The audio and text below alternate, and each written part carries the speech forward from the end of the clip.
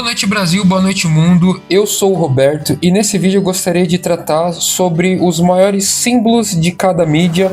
Eu vou falar aqui sobre aquele tipo de conteúdo que eu acho que se você está querendo começar a consumir um tipo novo de mídia, eu acho que você deveria começar por esses produtos. Então eu vou falar aqui de livros, de filmes, de séries, quadrinhos, mangás, animes, videogames, um apanhado de pelo menos um de cada que se você quer começar a consumir esse conteúdo, você conhece alguém que consome, que fala bem, você não sabe por onde começar, eu acho que na minha opinião, você deve começar por esses exemplos que eu vou dar. Não são necessariamente os mais clássicos ou os melhores, mas que na minha opinião mostram todo o potencial que esses tipos de mídias podem ter.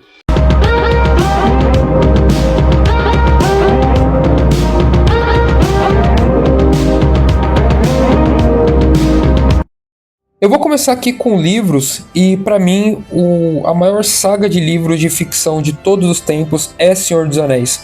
Se você não está acostumado a ler livros de histórias, se você não, simplesmente, sei lá, se você lê livros teóricos, não está acostumado com livros que contam histórias de ficção, quer começar a ter o hábito da leitura, eu diria que Senhor dos Anéis é uma excelente porta de entrada. A saga do Senhor dos Anéis, os livros do Tolkien mudaram o mundo do entretenimento como um todo. Se não fosse Senhor dos Anéis, não haveria, sei lá, games como World of Warcraft, Dungeons and Dragons, não haveria esses tipos de conteúdo hoje em dia, seriam bem diferentes. Ele é um balizador para quem gosta de histórias medievais, de fantasia, de aventura. O Tolkien ele é famoso por ter uma escrita um pouco mais rebuscada, né? Ele costuma enriquecer bastante as descrições dele, então talvez seja uma leitura um pouco difícil, mas se você quer começar, eu diria para você começar pelo O Hobbit, que é um livro mais infantil, é o primeiro livro que ele escreveu, não na ordem cronológica, mas na ordem de escrita mesmo, é mais infantil, um pouco mais simples, e mostra também o potencial desse universo que ele está criando.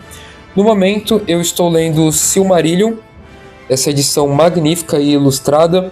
É quase como se fosse uma espécie de bíblia da Terra-média, é excelente, não é fácil de ler, eu estou na minha terceira tentativa e só agora fui pegar o ritmo da leitura, né? Tem muitos nomes, mas mostra quão enriquecedora é a escrita do Tolkien.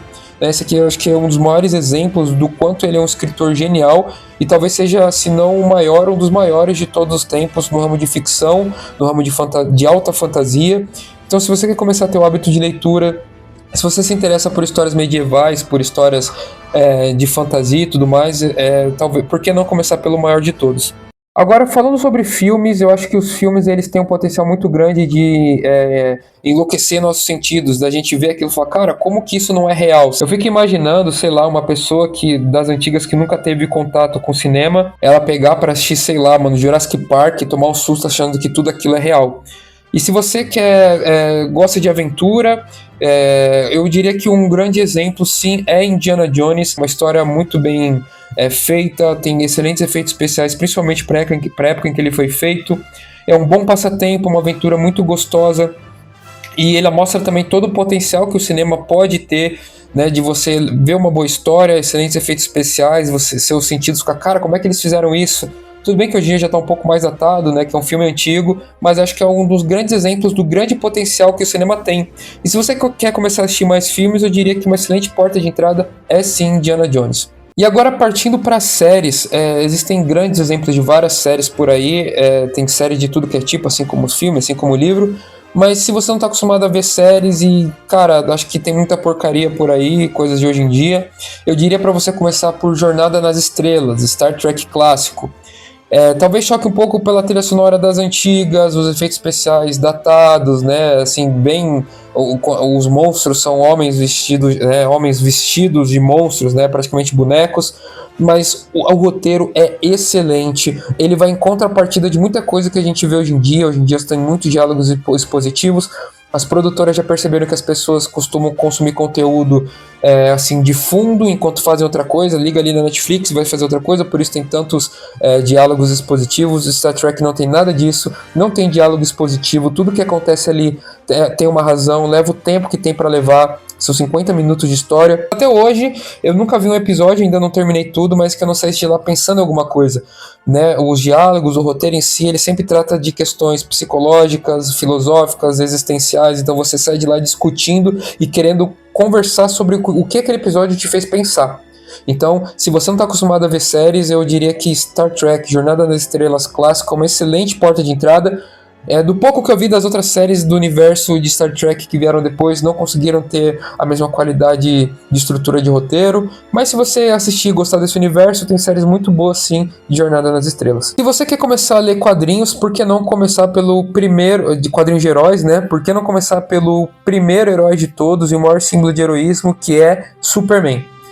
Se você busca um herói clássico, um herói que vai apresentar valores, um herói que vai mostrar o potencial de bondade do ser humano, eu diria sim para você começar por Superman.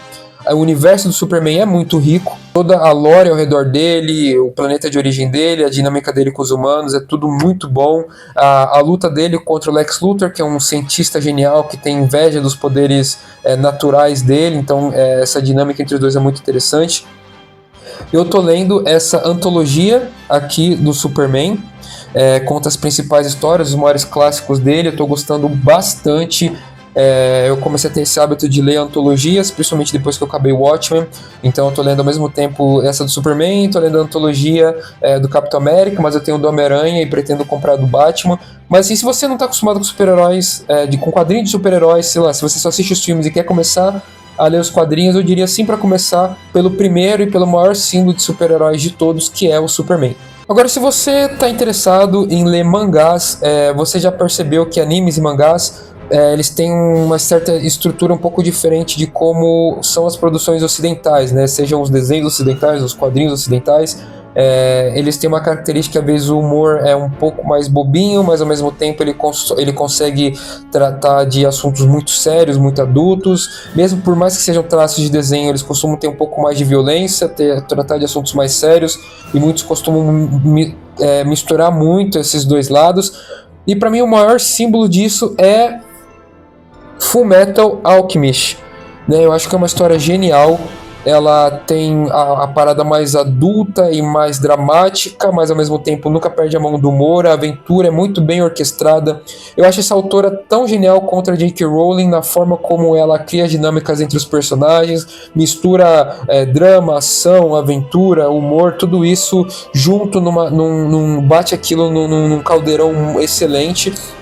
Eu acho que vale muito a pedida. Se você nunca leu o mangá, eu acho que Fullmetal Alchemist é uma excelente porta de entrada. E se você nunca assistiu anime, eu não poderia indicar outro senão Dragon Ball Z. Eu acho que é o maior e o mais clássico de todos os animes, né? Veio de mangá também. Mas, cara, a criatividade do Akira Toriyama é algo, assim, extraordinário, né? Ele mistura vários tipos de conteúdos que a gente já viu por aí. Então tem lutas de artes marciais, mas também tem alienígenas, tem dinossauros, tem robôs, né? E a história é muito dinâmica, evolui como tem que evoluir, os inimigos vão ficando cada vez mais poderosos, então os heróis têm que treinar cada vez mais para enfrentá-los. O anime como um todo ele é muito prazeroso, muito gostoso de assistir. Algumas pessoas falam que ele é meio lento, né, principalmente pela luta entre o Goku e o Freeza lá em Namekusei. Eu não acho isso, particularmente. Eu acho que ele leva o tempo que ele tem que levar. A história, ela realmente me prende de verdade. Eu reassisti tudo, vi a saga clássica, mas no Dragon Ball Z o Akira Toriyama realmente se encontrou. Ele mostrou todo o potencial desse universo que ele criou. As sagas que vieram depois, Dragon Ball Super e tudo mais, eu tentei assistir, não colou pra mim, não gostei. Eu acho que mudou muito a dinâmica, ficou muito corrido. Então eu prefiro muito mais Dragon Ball Z. Atualmente eu tô assistindo a Saga do Céu. E cara, é uma excelente pedida. Se você não tá acostumado com a estética, com o estilo dos animes, Dragon Ball Z é uma excelente porta de entrada. E na minha opinião é o maior e melhor anime de todos os tempos. Agora vamos falar um pouquinho aqui de videogames. Videogame tem de vários tipos por aí, né? Assim como todos os exemplos que eu dei aqui agora tem de vários tipos. Mas se você não está acostumado a jogar videogames, eu acho que uma excelente porta de entrada é Dead Rising. É uma série de zumbis, e zumbis geralmente são muito ligados ao gênero dos videogames, né? Tem, por exemplo, Last of Us, Resident Evil, só que ele é mais leve, mais agradável, você não tem que pensar tanto para jogar, é simplesmente sair fatiando zumbi por aí, numa dinâmica de muito humor, tem bastante comédia em Dead Rising, enfrentar um boss aqui e ali, então é um jogo que geralmente você consegue zerar em não muito tempo. E a jogabilidade é excelente. Eu acho que ele é um excelente exemplo do potencial de entretenimento e de diversão que os videogames têm. né? Eu gosto bastante de Dead Rising, eu joguei há pouco tempo Dead Rising 4 e, cara, é muito bom, é muito divertido, é muito dinâmico e é uma excelente porta de entrada. Se você não tá acostumado a jogar videogames, né, não tá acostumado nem a, sei lá, com os controles e tudo mais, talvez seja um pouco mais difícil para você.